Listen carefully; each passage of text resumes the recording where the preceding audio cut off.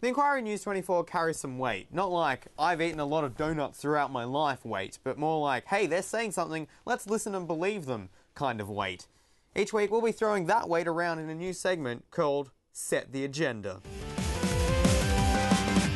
Tonight we cover an issue personally relevant to 50% of the population, and ignorance of it by the other 50% will result in them sleeping on the couch tonight. Yes, I'm talking about women. To tell us more about them, resident man, Max Attwood. Julia Gillard.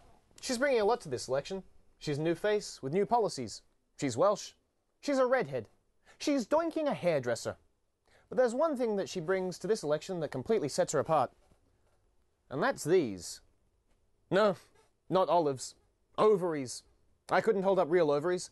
That'd be gross. But it's these beautiful, life-giving items that set Julia Gillard apart from not only Tony Abbott, but every previous Prime Minister. It's time now to set the agenda. One of the defining aspects of gender is number of ovaries. Tony Abbott is in many ways a traditionalist, and this is reflected in his number of ovaries. Like every previous Prime Minister, Tony Abbott has 0.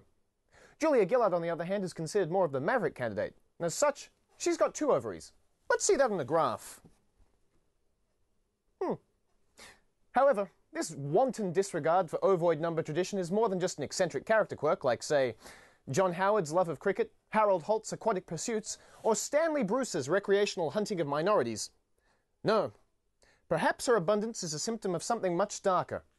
Now, I'm not saying Julia Gillard is farming ovaries, killing off stray vagrants and orphans and using their still warm reproductive systems as some form of unholy feast. I'm simply asking why she won't respond to accusations that she is. What are you hiding, Miss Gillard? Second issue. Virginity. Woman's Weekly published an interview with Tony Abbott in which he advised his daughters that a woman's virginity is the most precious gift she can give. But clearly, he's never heard of a yacht. A yacht? Julia Gillard stated that these comments reflected the worst fears Australian women have about Tony Abbott. Shouldn't you be more afraid he'll get elected? Finally, abortions. As Abbott commented in 2006, we have a bizarre double standard in this country where someone who kills a pregnant woman's baby is guilty of murder, but a woman who aborts an unborn baby is simply exercising choice. This is represented here. Choice. Choice.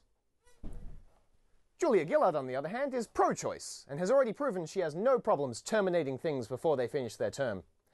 However, many fear she'll take this too far. Her professed desire to halt the big Australia population boom, combined with her apparent abortion lust, could well lead to mandatory abortions, the still-breathing fetuses simply thrown willy-nilly into the streets. Unless they're female fetuses, they will almost certainly be farmed for their ovaries. Thanks, Max, for that insight.